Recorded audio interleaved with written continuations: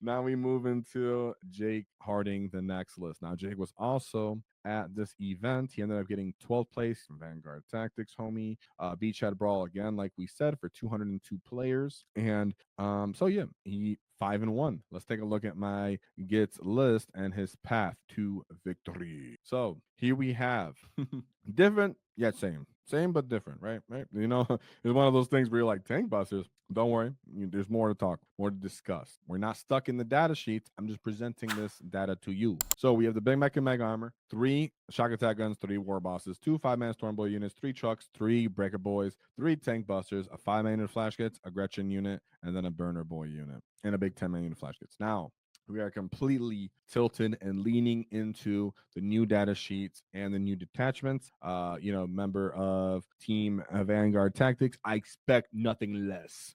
But for the layman, for the rest of us, mere mortals, no, I'm just kidding. For the rest of us players, I need to stress, you do not need this to have success and to do well, right? We're going to discuss it. We're going to look over it because it's what's happening and everybody else will be discussing it. But we're going to look at this with a more the layman sort of eye, right? What's going on here? Why would people want to constantly spam 3x3 of the same data sheet? And, is it the only way to win? No, it's that when you're going to a very, very large event and you need to get big scores yourself to end up getting high rankings, get as close to 100 as possible, really break people down, you tend to look for what's the most efficient and the most effective into what's meta. Now, what is what's meta? The meta is very thick, chunky boys, right? You got demons, you got vehicles, you got knights, you got demons, Tyranids, you got all that stuff everywhere. And now orcs have 2 direct data sheets that came out at the same exact time that go great into those things. Therefore, if you're looking for big wins, big points, you're going to take what goes really well into that. And it's not that it's the only thing to do, it's just it's statistically the best thing to do right now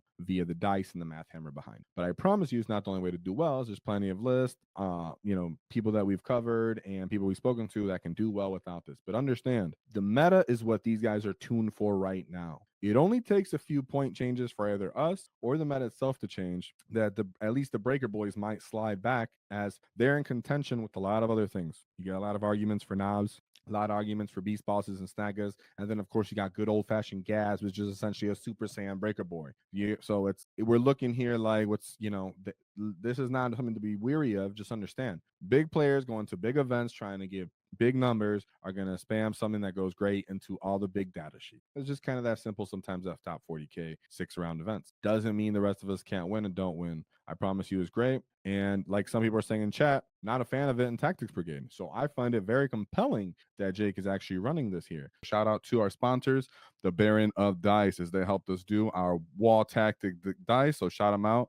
Check them out in description, 5% off in the discount because nobody likes taxes. And shout out to Baron of Dice. They allow us to do our paint competition. So thank you very much to them. So let's take a look at his path to victory as to why was this so successful and why did it maybe fall off at the end? Or not in the end, but really in the middle, right? So let's see his path to victory. So we go on to his first game, Beach Brawlers Gladius Task Force, something that you can expect in the meta, which guess what? Tankbusters and Breaka Boyz do great into Space Marine. So we have a Lieutenant, Malnius Kaga, Rebute Gilliman, 1 unit of Assault Intercessors, Heavy Intercessors, and then Basic Intercessors. 1 Ballistas, a big 6-man unit of Blade Guard, Eradicator Squad, a big unit of Hellblasters, Redemptor Dreadnought, Stern Guard Veteran Squad, and then Terminator minimum size unit of Terminators with Stormbolters. The Stern Guard and the Hellblasters are very potent at what they do. Definitely just don't have the targets to do it into this, right? No battle wagon Stern Guard actually are anti-infantry, right? So they actually could do quite well into you. I'm lying. I was thinking about Librarius where they take off your brain fart.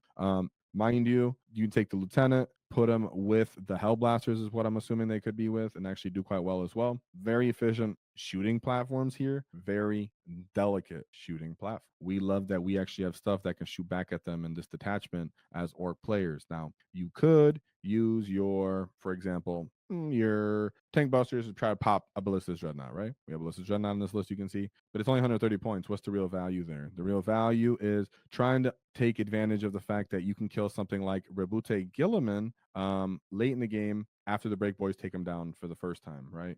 Because he will be taken down and then come back to life. Their list is all big guns. Therefore, he might be putting Rebute a little earlier up, turn maybe 3 to get in your face if he has to hold you back as an orc player. He doesn't have a lot of beef and a lot of meat.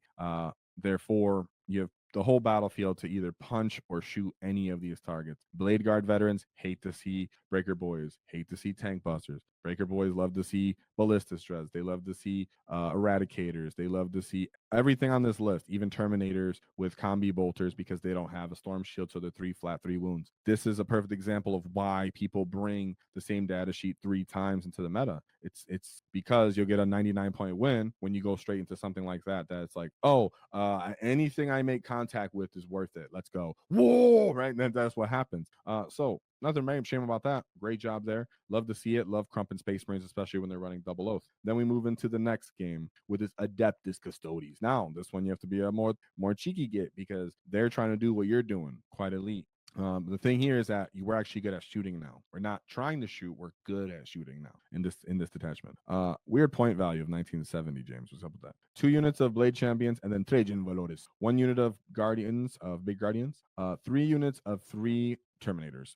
They're large Terminators. They're kind of cool. Very, very, very expensive for just 4 wound. I think they're 4 wound Terminators. They might be 5 now. I don't even remember.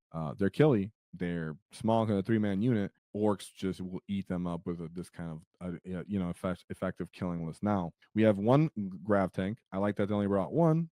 Sometimes it's just they don't do anything if they bring too many, but they can pop our transports with it. And then 2 units of warden. Big difference here in this game. The fact that now the wardens have to choose: are you taking your feel no pain versus the busters or the breakers? That's what this game comes down to. Can you dictate terms to them to get it off on them? Sadly, your Flash Gitz won't go crazy ham in this game. They won't be able to kill everything. Now, there's a good chance that they could drastically damage one of these units if they're just set out in the open and hurt it, even if they're taking a 2-up save just by mere volume. But you can use your Flash Gitz to get into combat because they can get +1 strength from an order and +1 strength from the WAAAGH.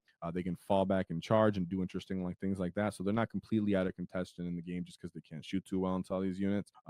So yeah, I like that he actually ended up using having a win here into this unit, this army. Now, what I would say is the battle wagon could end up playing a really interesting factor here because they don't really pop the battle wagon in an effective manner since they only have 1 of those tanks.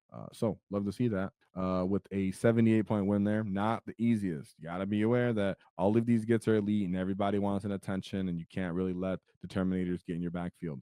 This is where we talk about board control and presence, where having your units all over the table with your transports being your safety net, that they can't just drop down and charge into you, is the important part. So you can get the initiative as an orc player. Initiative means you're not only getting off on them first, but it's on your terms and on your part of the field that you want it to be. So just because they're elite doesn't mean you can give them the table space because you're expecting them to drop down. So I'm expecting Jake got in there and got stuck in. Now we move on to his 3rd game. This is the game that he did take a loss. He did take a loss here. Let me clear some. Clear some of these up. You guys up? What's up? What's up, late wall? Whoa! Let me look at this real quick. How's everybody doing in chat? Huh? You guys are killers. You guys doing great. Everybody's doing loving that Tactics Brigade. It's funny because we did a poll as for what was the most used attachment in our Discord, and we had exactly 53%, just like we're seeing as the orc win rate this last weekend. So it's kind of funny in that. I just wanted to bring that up. I was supposed to bring it up way earlier and be awesome, but instead I didn't. It's cool. Now we move on to his 3rd game, which is the Necron's Canoptic Court. Now, I do have data sheets for this as well. Let us discuss this disgusting Necron nemesis. So we have 1 Catan Shard of the Nightbringer, Luminars to Xeras. Luminar, you should not exist with that field no pain you get. You know that. They took away Maz's. You about time you take yours away, right? Mr. Ivan Aura as well. Plasmancer, 1 Royal Guardian Warden, Technomancers, 2 of them. 1 with the Seminole Spectrum, 2 units of Immortals, 1 10-man unit. We're going to discuss these combos real quick. Let me just discuss these units. 2 units of Doomstalkers, followed by 2 unit Big Bricks of Wraith, 1 unit of Flayed One, 1 individual Destroyer, 1 unit of Ophidians, and then a Tomb Blade. Tomb Blades are like bikes. Ophidians are little deep striking scoring guys along with the Locust, and then Flayed Ones infiltrate. Now, the real meat and potatoes here: 2 units of Wraith plus the combos, Doomstalkers for the long range firepower, and then the 1 big brick of Immortals getting most likely double characters while still being within range of this Luminor Cesaris. So what do I mean by that? Let's pull up the data sheet. So for Necrons, this is their long range firepower platform originally before Doomsday Arcs went so down in points. Now Doomsday Arcs are very large and unruly, kind of hard to hide and do anything with. These guys are not. They're very soft. They're T8, 4 pinholes, 12 wounds, but they're quite cheap. The interesting here is that they do Overwatch moderately well with their 5-ups, but there's other units that can Overwatch well. Strength 14, minus 3 damage. Good into elite infantry. They have blast. The next data sheet that's actually on their list that's interesting, besides the wraiths, right? Because we know what the wraiths do with their durability. The plasmancer. So the plasmancer is what's going to end up going onto the immortal brick, right? So where's that immortal brick down here? We have a big unit of 10 immortals. These guys are going to be enjoying a 5-up critical, and I believe those are Tesla carbines. So I think those give sustain. And I should have already pulled them. So the Necron immortals, so they get 5-up. So when they do Overwatch, I pulled the immortals real quick. Immortal one, they would get 5+ on that, and then get to re-roll it, and it ends up pretty much going off pretty hard. I should have pulled this up earlier. I hate this unit. As an orc player, you actually kind of hate this unit a little bit. Here we go. Should have pulled this up sooner, guys. So here's a Tesla carbine. These are assault and sustain 2.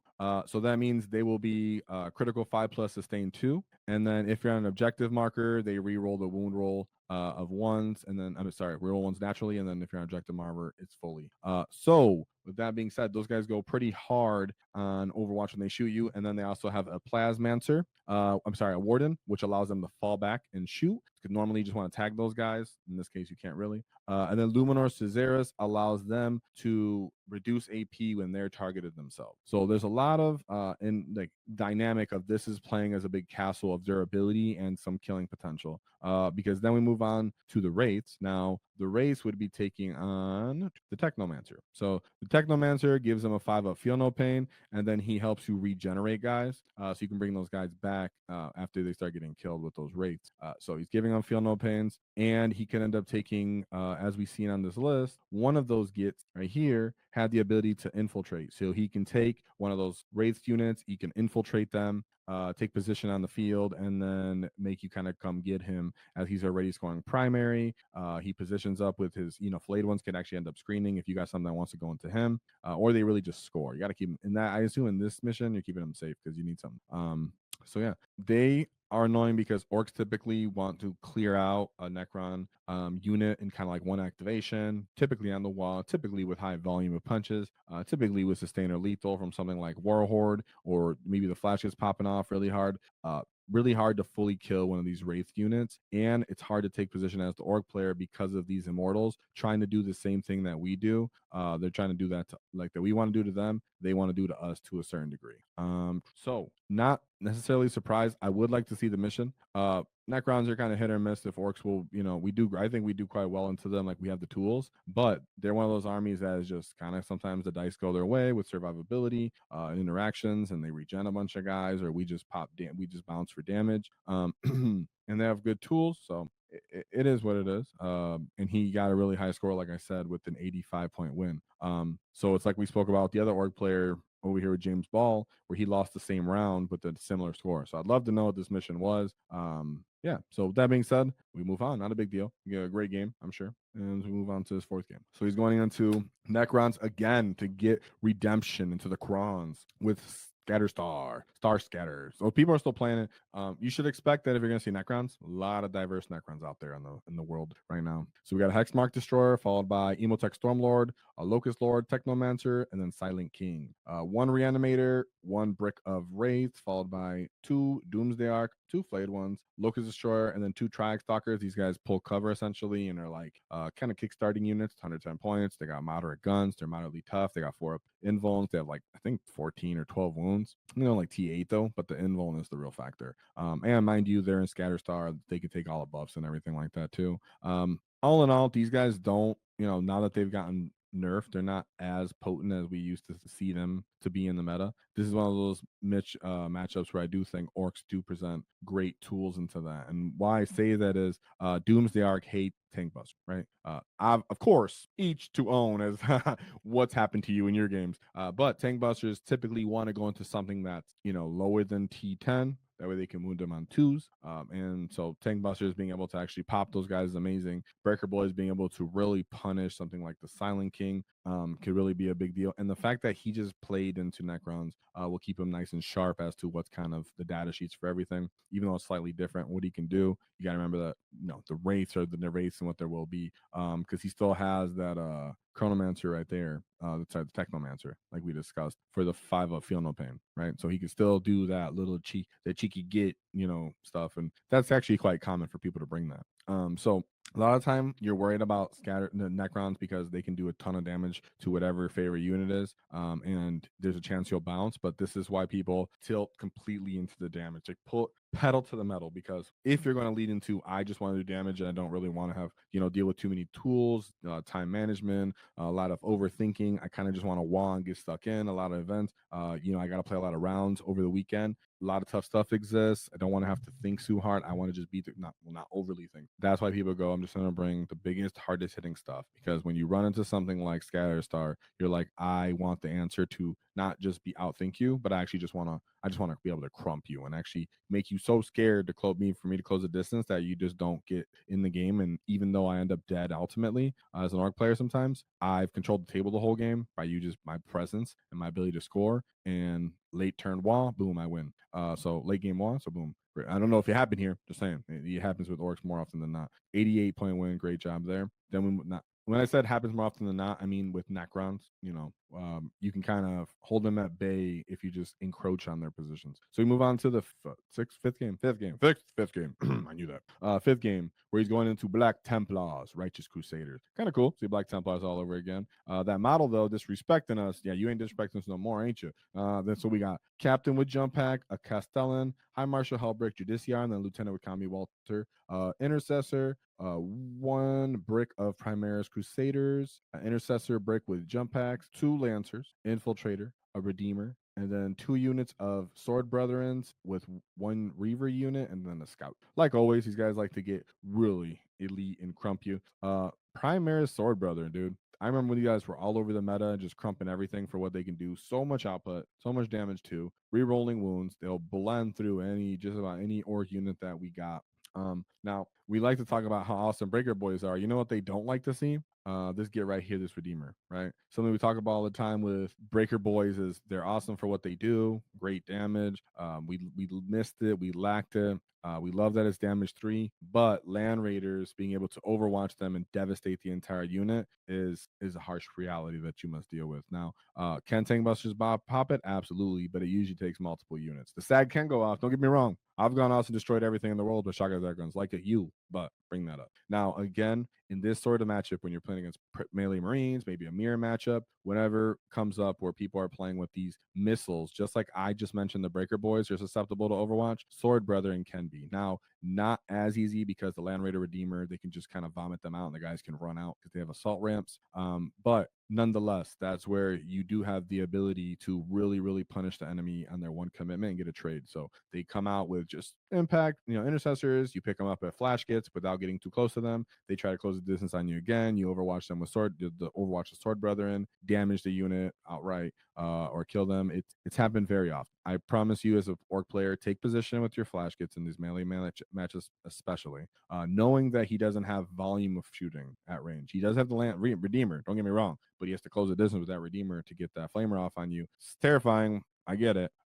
But at some point you're gonna have to take a line of fire so that you can get off on his melee army as it tries to close it, his jump pack units to try to take position on you, because Breaker Boyz themselves are also vulnerable. So if you can get commitment for the enemy to kind of get kicked off, ride those 4-up invulns for a little bit, sometimes have not the whole unit committed, so you can maybe pull and actually not get fully cleared and then walk out to do the work. There's a lot of ways to get it kick-started, but just know Flash Gitz overwatching into any Space Marines, Demons, stuff that doesn't have great armor saves is game-changing. If you can get a trade, get 2 unit kills off of it, is a huge, huge deal. So I love to see that. And then we move on to his last matchup, which was Gladius Task Force. What's up with this? He called it Beachhead. Isn't that what the other, like the first game mission was called? Whatever. So we have a Captain in Gravis armor with Artificer armor. Super and unexpectedly durable. That's what I would say. I believe he gets a feel no pain. He gets to half damage, so he's pretty cool. Combi Lieutenant, Manius Calgar and the Rubite Gilliman, Intercessors for Sticky, Assault Intercessor with Jump Back, a Company of Heroes for I believe Calgar, Lancer, is that 3 Lancers? 3 Lancers. 3 Lancers, 2 Infiltrators, and then 2 Vindicators. Love to see that because I'm not too fearful of all the Lancers, considering that you're bringing like trucks. And someone's bringing up here in chat. I'm curious at how you deployed and what changed based off the matchup. Yes, those are actually good things. We should close with discussing some of that. Now for this matchup, this is where again, like we spoke about when you first went to Ultramarines, you want those big scores and you want the tools that do great into what's in the meta and what's popular. And in this case, Ultramarines were. He got an 88-point win there, another one of his big scoring wins. And shout out to Jake Harding. Now, interesting how his wins were of equal or less score than his one loss, right? So I'm curious as to what that mission may be. If someone finds out in the chat or hasn't let us know eventually in the comments. That'd be pretty sick. Let's look at his list real quick. Big Mech in mega armor, 3 shock attack guns, a God Boomer, 3 war bosses, 2 storm boys, 3 trucks, 6 breakers, 5-man burner boy, 10 flash gits, 5 flash 5 flash gits, a Gretchen unit, and then 3 tank busts. Very elite. And like we said, how is everything actually getting off on this table? So in matchups like we spoke about with the Necrons, where they kind of want to stick back and not do anything. These are good positions where you could bring Breaker Boys in because they're not going to close the distance on you for your other ones. One of these Breaker Boy units could end up in reserve because if they close the distance to take that, you can punish them with flash gits, you can punish them with tank busters, you can throw bomb squigs at them. So then Necron doesn't want to do that. Yet, as an Orc player, putting stuff in 2 reserves to draw the enemy out, to play the edges of the table and try to stop you is how you kind of end up baiting them, especially if you don't have like infiltrators. Now, there are some matchups, like we said, within Necrons, for example, where you want the tank busters to be able to get to line of sight and be able to really get off on those something like a Doomsday Arc, but the Doomsday Arc has crazy range compared to a tank buster. Therefore, a truck might be the only way you can end up kind of closing this and get close enough to actually pop it when it's that go turn as well. And the inverse, there are some terrain layouts where you can just stage in your deployment zone, walk out into the mid table with your tank busters and get off. Don't even need a transport for that. So keep in mind, if you're going to a GT, you typically have the player packet and you actually know what's happening and what terrains and what missions, and you should definitely plan accordingly for that. So that's where practice on deployment plays a big difference, especially if you're playing something this elite and not bringing all of those transport. So with that being said, great job to Mr. Jake Harding. Be a cunning git and check out our new order markers that are in our store. So shout out to you Gits being cunning. Help you guys get all the orders set on the table nice and clean for all you Gits to get stuck in. If you enjoyed the clip, check out the full video here. If you'd like to see more tactics, click here. Let's get stuck in, lads!